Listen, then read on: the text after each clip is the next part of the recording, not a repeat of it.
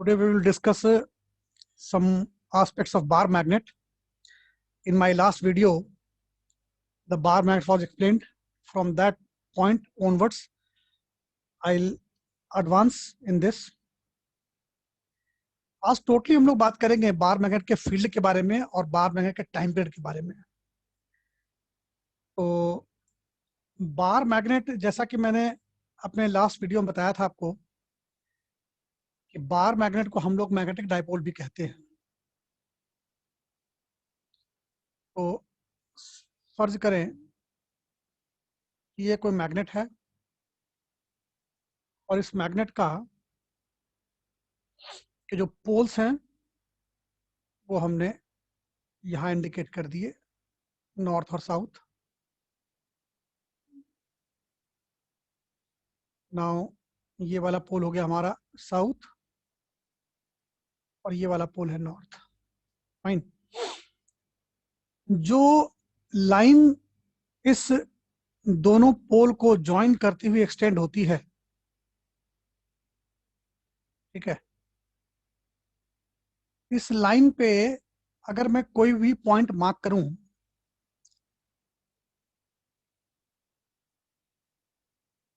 To the right of south, जैसे मैंने कोई पॉइंट यहां मार्क कर लिया, पॉइंट P1,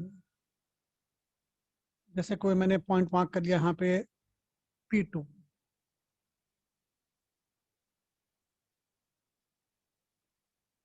इस लाइन को हम लोग कहते हैं एक्सियल लाइन, क्योंकि ये मैग्नेटिक की एक्सिस को ज्वाइन करता है। एक्सिस के अलॉन्ग है, एक्सिस के now axial line of the bar magnet. Fine. और इन पोजीशंस को, जो P1 P2 जो पोजीशंस हैं, P1 एंड P2 जैसे पोजीशन को हम लोग एंड ऑन पोजीशन भी कहते हैं। एंड ऑन पोजीशन कहते हैं। इस पोजीशन के कुछ और भी नाम हैं जो मैं लेना चाहूंगा। इनको टैन ए पोजीशन भी कहते हैं, इनको गॉस ए पोजीशन भी कहते हैं, और एक तो इसका नाम ये है ही है, एक्सियल लाइन। एक्सियल लाइन, ठीक है। तो P1 P2 कहाँ पे हैं? टैन ए पोजीशन में हैं। P1 P2 कहाँ पे हैं? गॉस ए पोजीशन में हैं। P1 P2 कहाँ पे हैं? एक्सियल पोजीशन में हैं। ऐसा इसको हम लोग कह सकते हैं, ठीक है। तो अगर ये डाइपोल को, यानी कि बार मैग्नेट को, अगर मैं शॉर्ट बार मैग्नेट ट्रीट कर लूं, ठीक है, फॉर शॉर्ट बार मैग्नेट, और शॉर्ट बार मैग्नेट, अगर मैं ये देखूं शॉर्ट बार मैग्नेट के लिए फील्ड कैसा होगा, ठीक। शॉर्ट बार मैग्नेट का जो फील्ड होता है वो डाइपोल ही है, ठीक है। तो अगर डाइपोल है तो फॉर शॉर्ट बार मैग्नेट हम we can copy the result from the electrostatics also. Magnetic field at a point on the axis is given by 2km by dq, 2km by dq। d cube में जो distance d है वो dipole के centre से major होगा। मैं बना के दिखाता हूं आपको भी।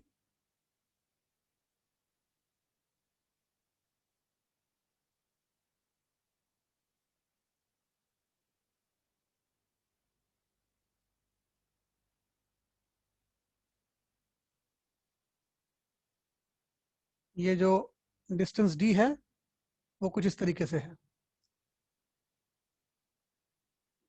डाइपोल के सेंटर से ये डिस्टेंस d है। अगर मैंने ये पॉइंट के बारे में बात की तो नाउ जो इसका डायरेक्शन होता है, वो भी बताना होगा। तो एक्सिस पे ये हो गया शॉर्ट डायपोल के लिए मैग्नेट, शॉर्ट डायपोल के लिए हो गया मैग्नेटिक फील्ड, और जो इसकी डायरेक्शन है वो एम वेक्टर को फॉलो करती है, डायरेक्टेड अलोंग एम वेक्टर। अच्छा, एम वेक्टर कहाँ से कहाँ होता है? एम वेक्टर होता है south pole to north pole. इसीलिए magnetic field at point P का कंप्लीट वेक्टर क्या लिखेंगे? 2km/dq minus of I cap, south से नॉर्थ। ठीक है। अगर इसी डायग्राम में कोई पॉइंट अगर यहां पे होता, कोई पॉइंट अगर यहां पे होता जिसका डिस्टेंस x होता, ठीक है, x होता, और इस पॉइंट का नाम p डैश होता, तो magnetic field at point p dash जो होता वो कितना होता? 2km/x³। And most important thing is still the direction of the magnetic field is same, minus I cap. मतलब पॉइंट मैग्नेट के लेफ्ट में है कि मैग्नेट के राइट में है, इससे मैग्नेटिक फील्ड का डायरेक्शन चेंज नहीं होता, वो साउथ से नॉर्थ होती है। इस तरीके से हम लोग हैंडल करते हैं इसको। हम लोग शॉर्ट मैग्नेट के लिए जो एक्सल वाला पोजीशन है उसके लिए हुआ। ठीक है। अगर हम लोग बात करें बाइसेक्टर पोजीशन के लिए, for bisector position, for bisector position, यानी कि पॉइंट्स ऐसे होंगे, यहां मैग्नेट है, ये लाइन होगी, इन पॉइंट्स के बारे में बात होगी।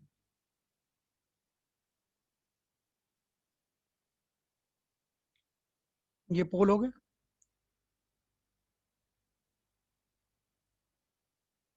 ठीक है बेटा। अब अगर डिस्टेंस d है और ये डिस्टेंस x है,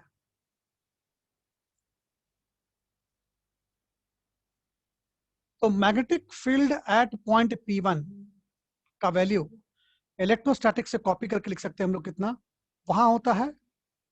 K p/r³। यहां होगा Km/P1 पॉइंट के लिए dq, और पॉइंट P2 के लिए Km/x³। डायरेक्शन इज इंपॉर्टेंट, क्या करना डायरेक्शन के लिए? Anti parallel to M vector direction of B, क्या लेते हैं यहाँ पे? Anti parallel to M vector. अच्छा, we have discussed M vector कहाँ से कहाँ होता है बेटा? साउथ से नॉर्थ। इसलिए साउथ से नॉर्थ यानी कि इस ये डायरेक्शन है किसकी? एम वेक्टर की। ठीक है, तो मैंने लिखा उसका उल्टा, इसलिए यहाँ क्या आएगा? यहाँ भी आई कैप और यहाँ भी आई कैप। कोई फर्क नहीं पड़ता कि पॉइंट P1 बार मैग्नेट के ऊपर वाली पोजीशन पे है या फिर नीचे वाली पोजीशन पे है। ठीक है, ये है magnetic field.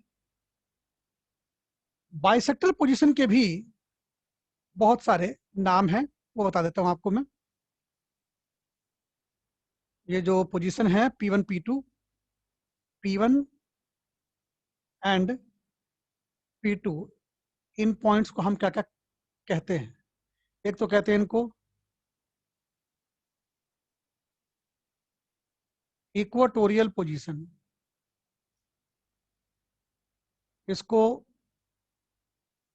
Broad side on position भी कहते हैं, इसको परपेंडिकुलर बाइसेक्टर पे भी कह सकते हैं पॉइंट को हम लोग। इस पोजीशन को टैन बी पोजीशन, इस पोजीशन को गॉस बी पोजीशन के नाम से भी जाना जाता है। ठीक है, तो ये जानकारी आपको होनी चाहिए कि for bisector position magnetic field कितनी होती है और डायरेक्शन किधर होती है, और इसके हेल्प से हम लोग नेट मैग्नेटिक फील्ड निकाल पाएंगे। ठीक है, मैं आपको अगले पेज पे ले चलता हूं जहां पे मैं नेट मैग्नेटिक फील्ड आपको निकाल के दिखा दूंगा कि कितना होगा वो। इधर देखिए, सपोज करते हैं कि देयर आर टू मैग्नेट्स,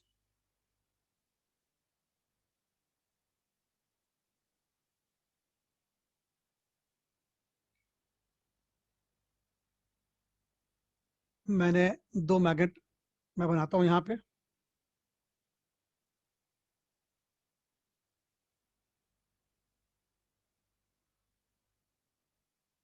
एक मैग्नेट यहां है और एक मैग्नेट यहां है, right. There is a point P just like marked position, ये पॉइंट P है। यहां पे हमने मैग्नेटिक फील्ड निकालना है। ये जो बार मैग्नेट नंबर 1 है, इसका मैग्नेटिक मोमेंट का वैल्यू m है, और ये जो बार मैग्नेट नंबर 2 है, इसका मैग्नेटिक मोमेंट जो है वो है 2m। ठीक है, इनके साउथ और नॉर्थ पोल की जो पोजीशंस है उसको भी ऑब्जर्व कर लेते हैं। यहाँ पे साउथ है, यहाँ पे साउथ है, यहाँ पे नॉर्थ। अब हमें कहा गया है कि net magnetic field at point P कितनी होगी। नेट मैग्नेटिक फील्ड निकालना है पॉइंट पी पे कितनी होगी। तो there will be two magnetic fields, one will be caused by the bar magnet number 1 and other will be caused by bar magnet number 2. The vector addition of these two will be the net magnetic field at that point. ठीक है, तो मैं magnetic field लिखने जा रहा हूं, point P पर 2 बार लिखूंगा। ठीक है, यहां देखिए ध्यान से। नाउ मैंने लिखा B at point P due to first magnet. अब हमें ये देखना है कि पॉइंट P फर्स्ट मैग्नेट के एक्सिस पे है या बाइसेक्टर पे है। तो दिख रहा है वो एक्सिस पे है। एक्सिस पे फील्ड होती है कितनी, 2km/dq। अच्छा, डी डिस्टेंस ये वाला है, यहां भी डिस्टेंस डी ही है। ठीक, डायरेक्शन बताइए, इसका डायरेक्शन कहाँ होता है एक्सिस पे, एम के अलोंग, तो क्या लिखेंगे, आई कैप। मैग्नेटिक फील्ड हो गया। उसी पॉइंट पे मैग्नेटिक फील्ड फिर लिखना पड़ेगा मुझे, ड्यू टू मैग्नेट नंबर 2। अब हमें ये देखना है कि पॉइंट पी उस मैग्नेट के बाइसेक्टर पे है या फिर उसके एक्सिस पे है। तो बाइसेक्टर पे है। बाइसेक्टर पे फॉर्मूला क्या होता है, के इंटू एम। ध्यान रहे इसका एम का वैल्यू 2m है, इसलिए के एम बोला मैंने, लेकिन लिखा हुआ है 2m, और डिस्टेंस डी ही है इसलिए डी क्यू। डायरेक्शन बताइए कितनी होगी। डायरेक्शन जो होती है वहां पे बाइसेक्टर पे anti parallel to M vector. Bar magnet number 2 का जो एम वेक्टर है वो है आई कैप में, इसीलिए इसका आएगा माइनस आई कैप में। ठीक है, अब हमें दोनों मैग्नेटिक फील्ड का एडिशन चाहिए। ठीक,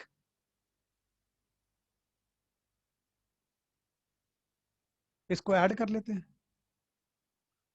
on addition we observe that these two magnetic fields are equal and opposite.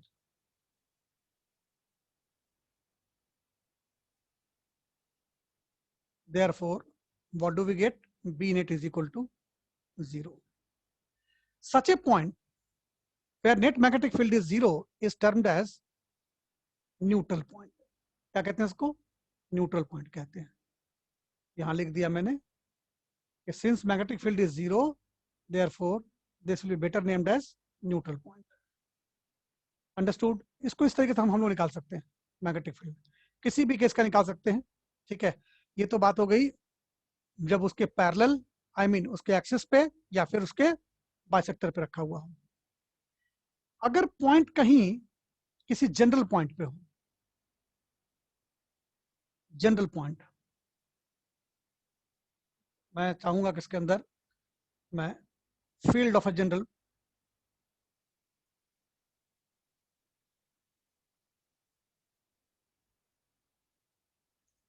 Field at any general point, ये कैसे निकालते हैं? कॉपी है इलेक्ट्रोस्टैटिक्स से, ठीक है। फॉर एग्जांपल यहाँ पे अगर कोई बार मैग्नेट है,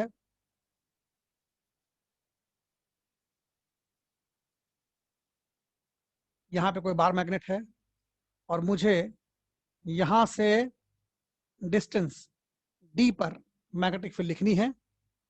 ये लोकेशन, ये जो पॉइंट्स हैं इनके पोल को बता रहे हैं, साउथ और north. Suppose this makes an angle theta. Point P पर जो मैग्नेटिक फील्ड होती है ये जनरल पॉइंट हो गया। इस पॉइंट को हम लोग कह भी सकते हैं डी कॉमा थीटा, ठीक है, इसकी कोऑर्डिनेट हो गई आर कॉमा थीटा के फॉर्मेट में, ठीक है।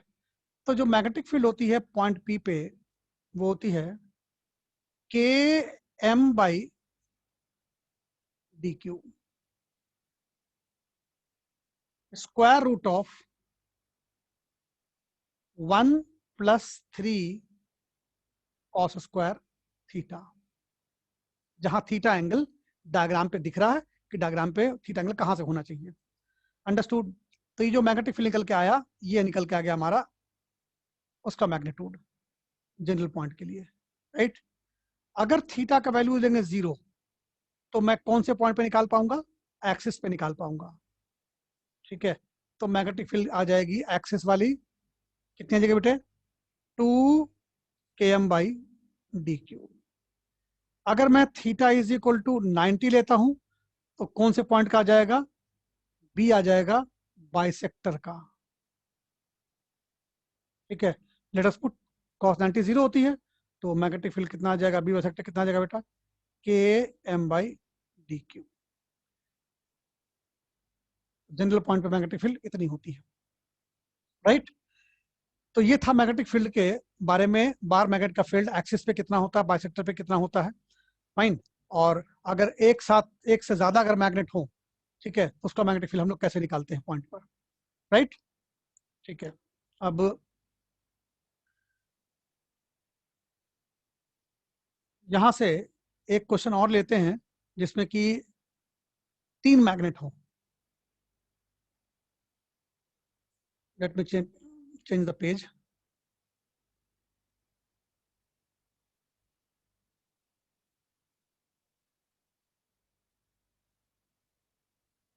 या now there are 3 magnets.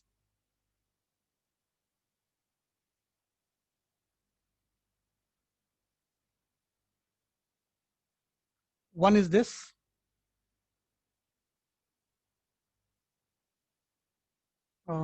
let me use the tool to make it very into shape. One is this, other is this,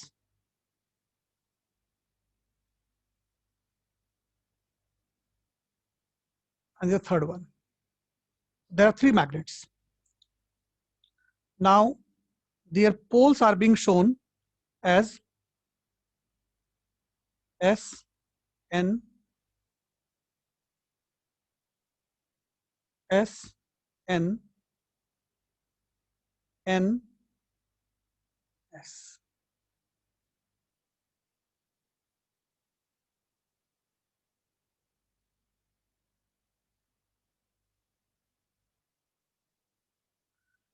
This distance is 2x.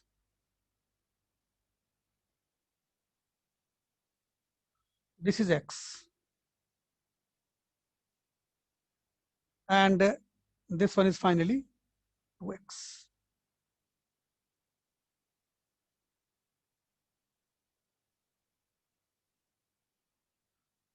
Screen sharing has stopped. Let me share the screen first.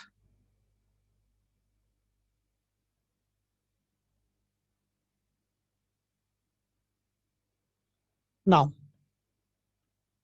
अब मुझे इसमें निकालना है कि point P पर जो magnetic field होगा वो कितना होगा। ठीक है, पॉइंट P पर, पॉइंट P आपको दिख रहा है ना, वही निकालना मैग्नेटिक फील्ड वैल्यू कितना होगा। अब मैंने तीनों मैग्नेट का जो मैग्नेटिक मोमेंट है वो मैंने लिख देना है। Suppose this is magnet number 1,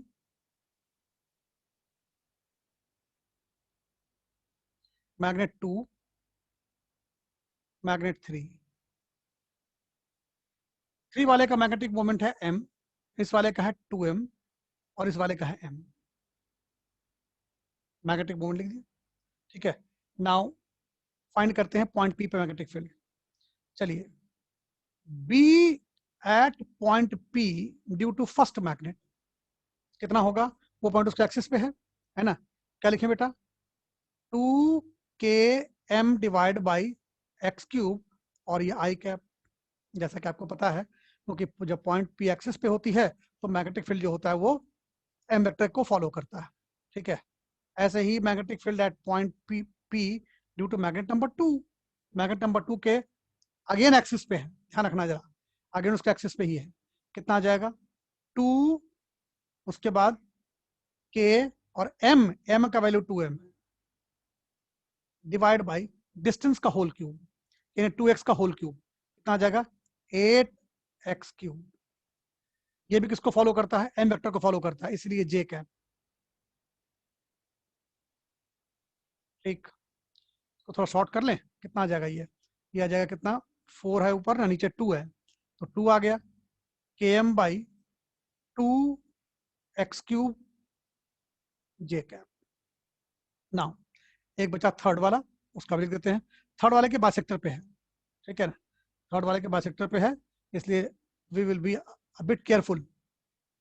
bp3 is equal to कितना जगह बेटा, ये बाइसेक्टर पे है ना, km डिवाइड बाय डिस्टेंस का होल क्यूब, यानी कि 8x क्यूब। किसको फॉलो करता है वहां पे, parallel anti parallel to m, anti parallel to m, लेकिन उसका खुद का m जो m वेक्टर है वो कहाँ है, माइनस जे कैप में है ना, माइनस जे कैप में, साउथ से नॉर्थ है तो माइनस जे कैप में हुआ, तो यहाँ जाएगा जे कैप, बस इनको ऐड कर देंगे, आ गया नेट मैग्नेटिक फील्ड वहां का। therefore b net is equal to, therefore b net is equal to 2 km by x cube I cap plus, अब देखो यहाँ पे है km by 2x क्यूब और यहाँ km by 8x क्यूब, लेकिन दोनों ही j कैप में है, तो यहाँ कितना आ जाएगा 5 km by, इनको ऐड कर लेते हैं दोनों को, 5 km by 8x क्यूब।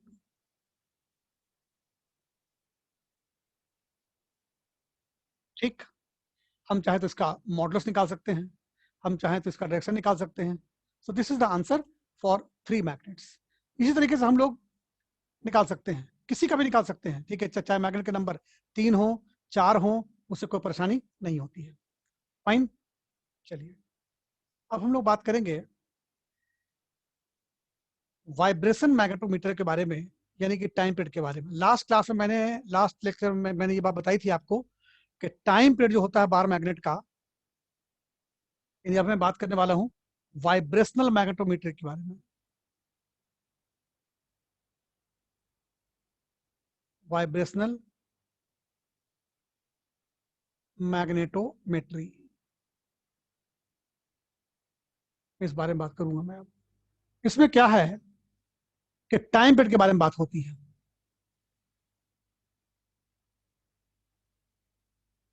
एक बार मैग्नेट का टाइम पीरियड मैंने लास्ट वीडियो में बताया था आपको, T is equal to 2 pi square root of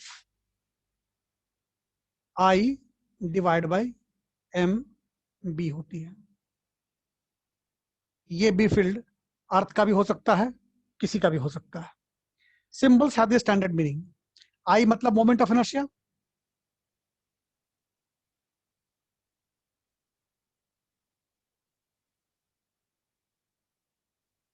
m is the magnetic moment,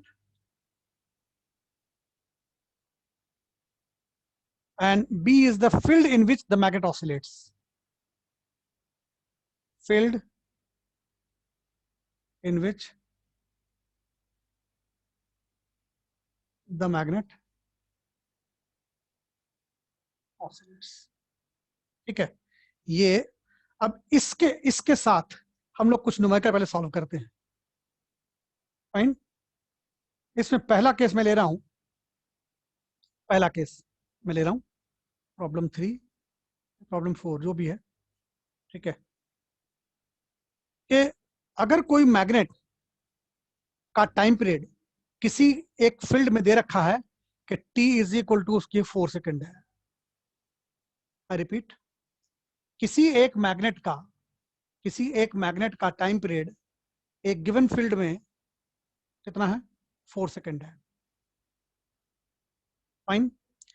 तो अगर इस मैग्नेट को हम लोग कट कर दें, दो इक्वल हाफ्स में कट कर दें, दो इक्वल हाफ्स में कट कर दें,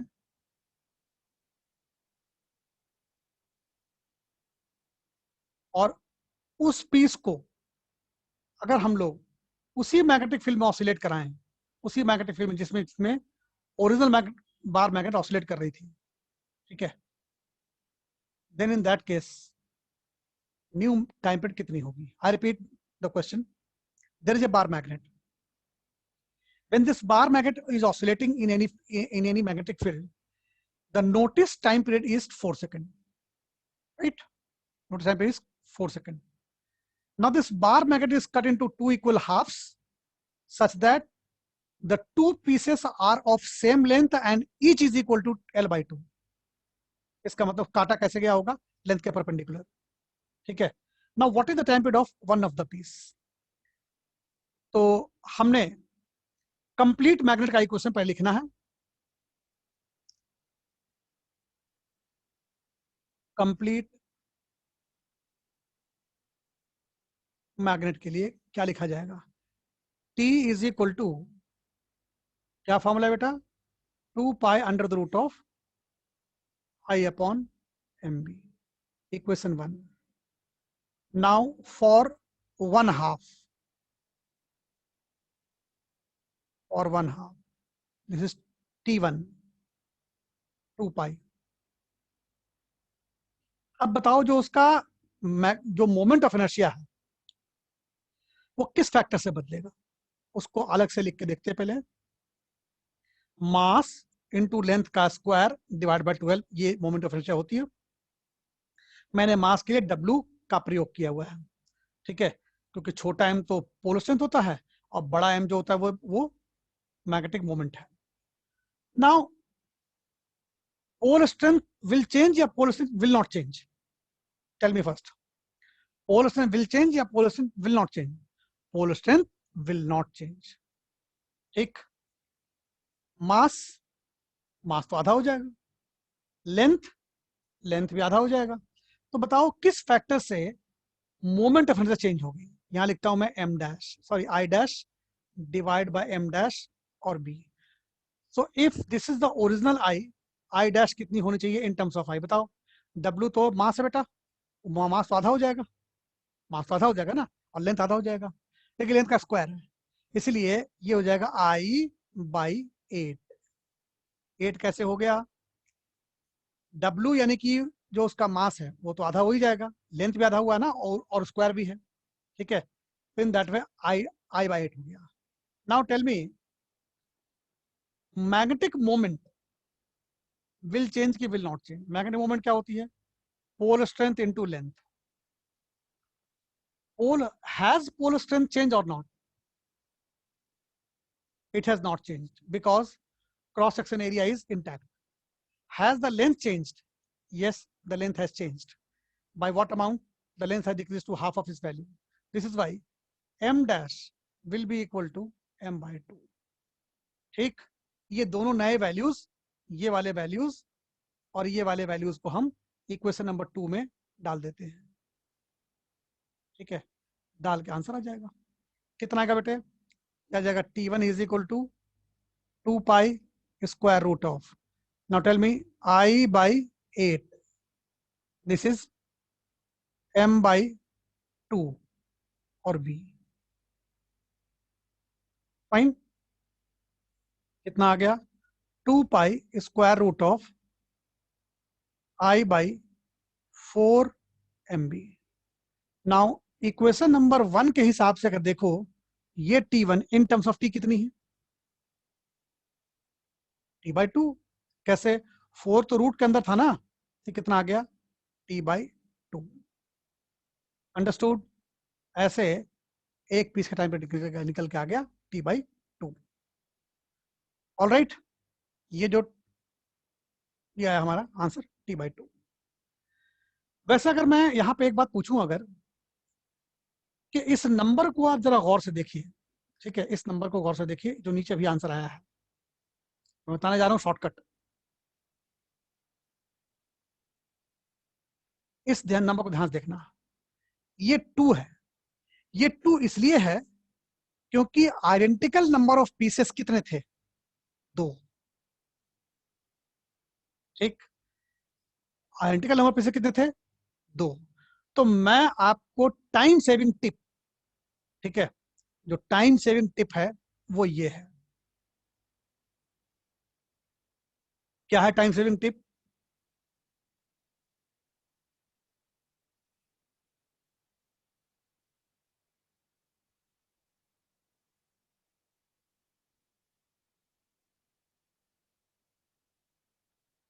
T dash is equal to T divided by number of identical pieces।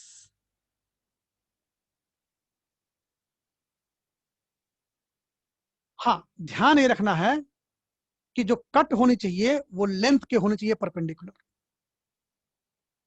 ठीक है, तो इस तरीके से हम क्वेश्चन पढ़ते ही बता सकते हैं नया टाइम पीरियड कितना होगा। ठीक है बेटा, एक तो ये बात समझ में, ध्यान रखना इस बात का। ठीक है, अब मैं आपको ले चलता हूं अगले केस पर।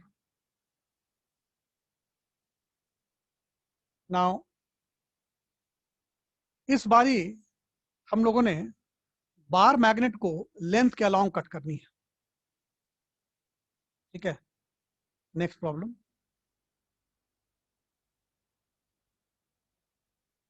दिस इज अ मैग्नेट,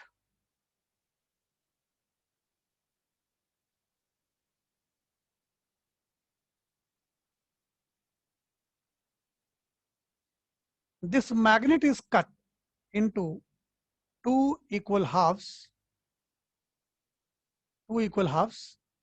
ऐसे कट कर दिया गया होगा। this cut is along the length। before cutting its time period was 6 minutes। 6 minutes when the magnet was intact, time period was 6 minutes while oscillating in any field। now when this magnet is cut into two equal halves such that each new length is same as that of original length, each new length is same as that of original length, in that case अगर इनमें से किसी एक को हम लोग use करें, किसी एक को यूज करें, काटने के बाद तो 2 पीस हो गए बेटे। अब अगर कोई अगर एक पीस को यूज करें,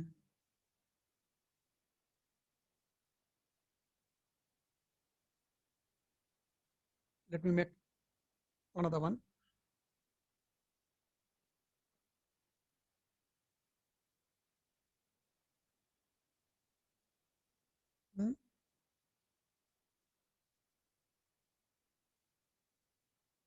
there are 2 pieces, no? So what I am trying to draw is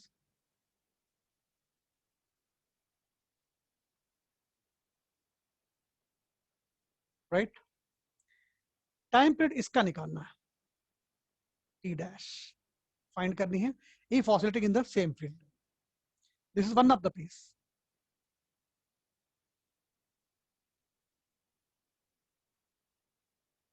ठीक, we'll again write two equations and divide them so as to get the desired one. ठीक है, तो मैं पहले जो कंप्लीट मैग्नेट है without cut, intact magnet, intact magnet का time period लिखता हूं. टाइम पीरियड कितना होगा उसका, t is equal to 6 is equal to 2 pi square root of moment of inertia divided by magnetic moment or field. This is equation number 1. Right? Now for one of the piece. For one of the piece. T1 is equal to 2 pi square root of I dash divided by m dash b. Now we'll discuss by what factor I dash has changed and by what factor m dash has changed. ठीक है, वो रख करके वहां पे put कर देंगे, answer आ जाएगा. अब बताओ I का फॉर्मूला क्या था बेटा? जो I का फॉर्मूला है वो क्या है? I का फॉर्मूला होता है मास यानी कि W इंटू लेंथ का स्क्वायर डिवाइड बाय 12. अब एक बात बताओ, जब मैग्नेट को हमने दो पार्ट में कट करा है और हर एक की लेंथ ओरिजिनल के बराबर है, तो क्या चीज बदल गई होगी? सिर्फ मास. इसलिए दिस सजेस्ट दैट यहां पे जो न्यू आई है यानी कि आई डैश वो आई बाई 2 है, वो आई बाई 2 है. देखें एम का क्या सिचुएशन है, पोल स्ट्रेंथ इनटू लेंथ. बताइए एम डैश कितनी होगी? Has pole strength changed? Yes it has changed because area is halved. Therefore this is m by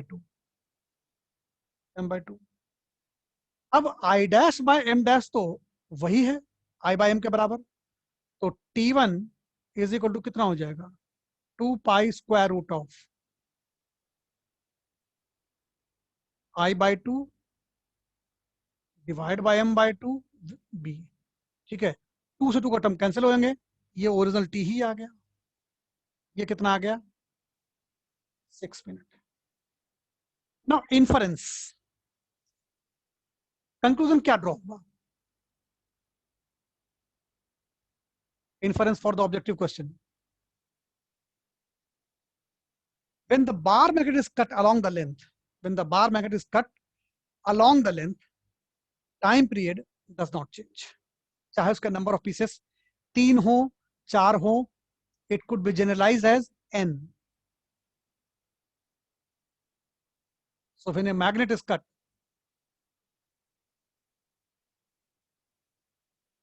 when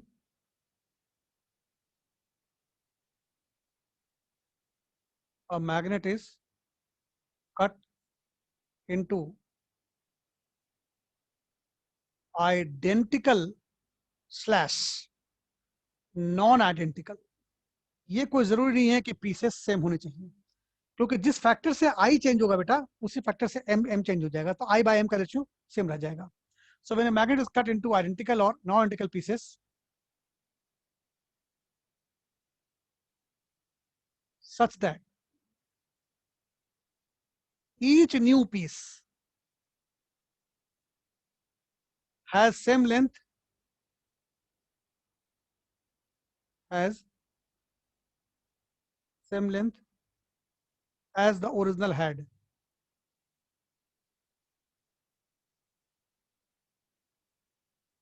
Then T new is equal to T old.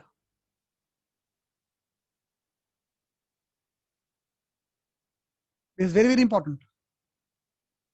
When a bar magnet is cut along the length, whether the two pieces are looking alike or not, that means there is no compulsion that each new piece when compared with all others they must be same. No, ऐसा कुछ नहीं है.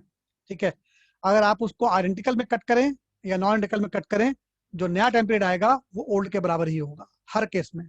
Reason मैं आपको बता रहा हूँ. Reason क्या है कि जिस फैक्टर से मोमेंट ऑफ इनर्शिया चेंज होगा उसी फैक्टर से मैग्नेटिक मोमेंट चेंज हो जाएगा. और फॉर्मूले में I बाय m है, तो I by M का रेशियो इंटैक्ट रह जाती है, and this is why the time period remains same. Got it? चलिए अब हम बात करेंगे एक और केस के बारे में जिसको बोलते हैं sum and difference method. What is that? बता रहा हूं, sum and difference method. Sum and difference method के ऊपर नीट में बहुत सारे क्वेश्चन बहुत बार आए हुए हैं, so this will be important.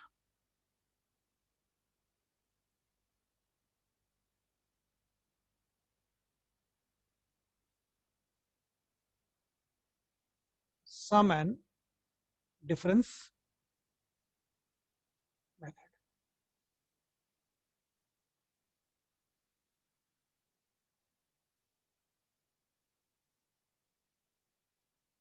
इसमें क्या है कि there are two magnets of unknown magnetic moment, unknown magnetic moment. So there are two magnets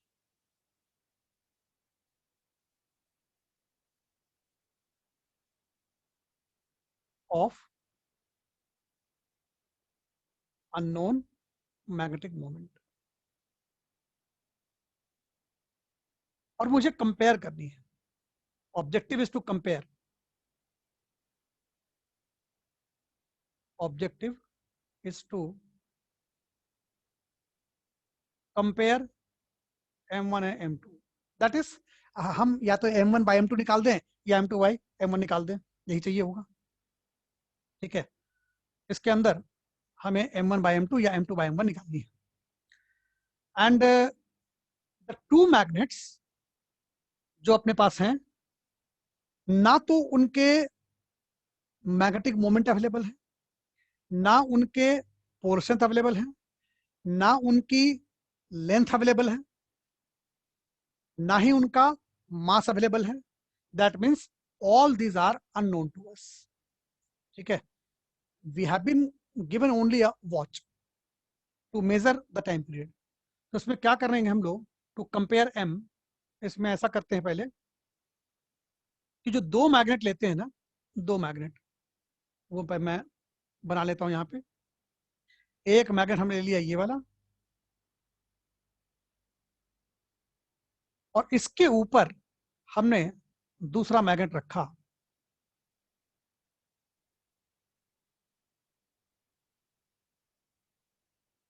एक with their like poles together, with their like poles together। ये south है, ये north है, ये नॉर्थ है, ये साउथ है। ठीक, वैसे इस पोजीशन में मैग्नेट रहेगी नहीं, इसे इसको हम लोग टाई कर देंगे। किस चीज से इसको आप बांध सकते हैं। ठीक है, so that the two like poles may remain there. Fine. इस असेंबली को आप मैग्नेटिक फील्ड में ऑसिलेट करा दीजिए। ध्यान रहे मैग्नेटिक फील्ड का वैल्यू भी अवेलेबल नहीं है। ठीक है, तो T1 इज इक्वल टू कितना आ जाएगा, 2 पाई स्क्वायर रूट ऑफ।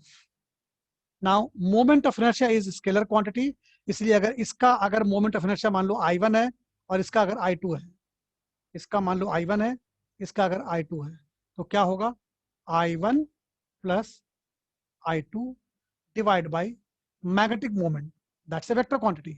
तो मैग्नेटिक मोमेंट जो होगा, दोनों का हम लोग देख पा रहे हैं, साउथ से नॉर्थ, साउथ से नॉर्थ, यानी कि दोनों का माइनस आई कैप में है। Being in the same direction we can add up like this.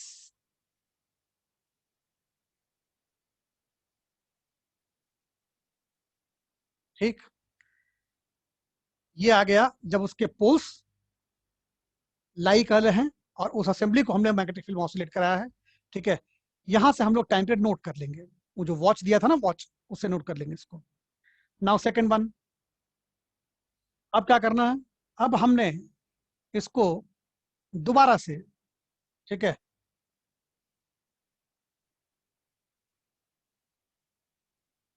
इसको हमने दोबारा से रीअरेंज कर करके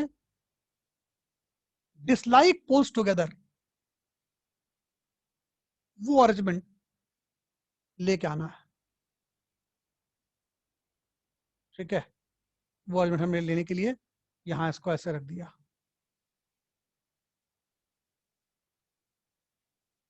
ठीक हो गया? Now just watch the poles. This is S, this is N, this is again N, this is S. ठीक है? अब इसको हम लोगों ने, इस असेंबली को हम लोगों ने ऑसिलेट करानी है. ठीक, इसको कराएं ऑसिलेट.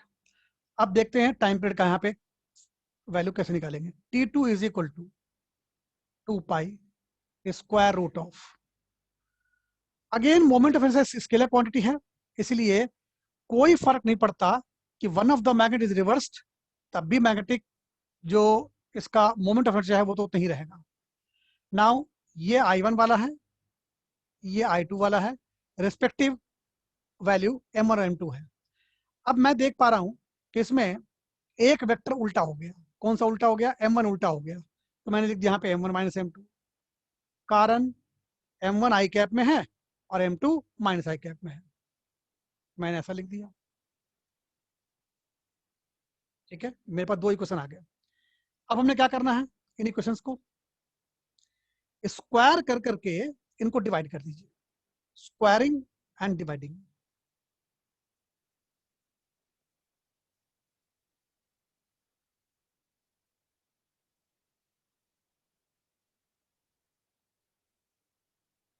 बिगेट क्या मिलेगा बेटा? देखते क्या मिलता है. T1 square divide by T2 square, this is equal to, देखो 2 पाई के टर्म स्क्वायर होने के बाद 4 पाई स्क्वायर बन जाएंगे, लेकिन वो कैंसिल हो जाएंगे.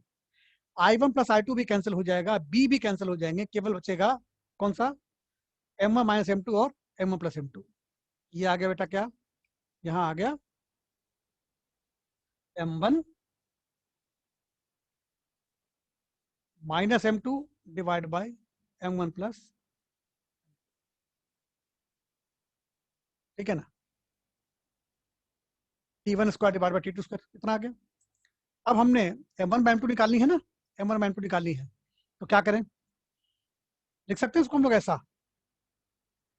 M1 by M2 minus 1 divide by M1 by M2 plus 1.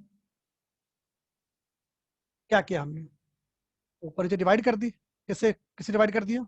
या ऐसा भी कर सकते थे, डायरेक्टली भी कर सकते थे ऐसा. ठीक है, आप क्रॉस मल्टीप्लाई कर लीजिए और आंसर निकाल लीजिए. ठीक है, ऐसा कर लेते हैं लोग. कितना आएगा? M1 T1 square plus M2 T1 square is equal to, ये हो गया T1 स्क्वायर M1 और T1 स्क्वायर M2. बिल्कुल ठीक. अब आ जाएगा M1 T2 square minus M2 T2 square. ठीक है, हमने हमने निकालना है M1 बाई M2. तो यहाँ पे M1 का टर्म्स है, यहाँ पे M1 का टर्म्स है, उसको इकट्ठा कर लो. कितना आ जाएगा? M1 T1 square minus T2 square. यहाँ कितना आ जाएगा बेटा? M1 T1 स्क्वायर, और यहाँ कितना आ जाएगा? यहाँ आ जाएगा हमारा minus M2 T1 square minus M2 T2 square. Right? इस माइनस साइन को हम लोगों ने एडजस्ट कर लिया. कैसे एडजस्ट कर लिया? ये कितना आ जाएगा? ये आ गया हमारा M1 T1 square minus M2 T2 square ना. ठीक है, इस टर्म्स को मैंने इधर कर लिया था, तो ये नेगेटिव हो गया था बेटा, और इस टर्म को यहाँ कर लिया तो ये नेगेटिव हो गया था. अब इस माइनस साइन को हम लोग ऐसा लिख सकते हैं, M1 T2 square minus T1 square is equal to M2 T1 square plus T2 square. यहां से M1 बाई M2 का वैल्यू फेयरली कैलकुलेट हो जाएगा. कितना आ गया बेटा? T1 square plus T2 square divide by T2 square minus T1 square. इसमें ये कंपेयर हो गई. इसमें जो इक्वेशन 2 है, इसको डिफरेंस पोजीशन कहते हैं. इसको डिफरेंस पोजीशन क्यों कहते हैं? क्योंकि इस पोजीशन में मैग्नेटिक मोमेंट का सबट्रैक्शन हुआ है. और जो इक्वेशन नंबर 1 देख रहे हैं आप, इसको कहते हैं सम पोजीशन. क्यों कहते हैं इनको सम पोजीशन कहते हैं? क्योंकि यहाँ पे मैग्नेटिक मोमेंट का सम हो रहा है. इसीलिए टॉपिक का नाम है sum and difference method. At one point of time the magnetic moment is getting summed up, and in the next position the magnetic moment is getting subtracted. So this is called as sum and difference method. This is very important for the comparison of magnetic moment when nothing is available. By nothing I do mean its mass, polar strength, length, ठीक है, magnetic moment मतलब कुछ भी इसका available नहीं है, तो इसको हम लोग कैसे निकाल सकते हैं? मतलब यहां तक कि इसमें लेंथ भी दिया हुआ नहीं था, तब भी ये चीजें निकल के आ गई। फाइन, इसके ऊपर नीट में क्वेश्चन बहुत बहुत आते हैं, इसका जरा अच्छे तरीके से इसको ध्यान रखना है। ठीक है बेटा, आज की क्लास में 12 की क्लास में सिर्फ यहीं तक, बाकी हम लोग अगली क्लास में करेंगे। ठीक है, कुछ और जानकारी के साथ आपके साथ हम हाजिर होंगे फिर। Till then, thank you so much.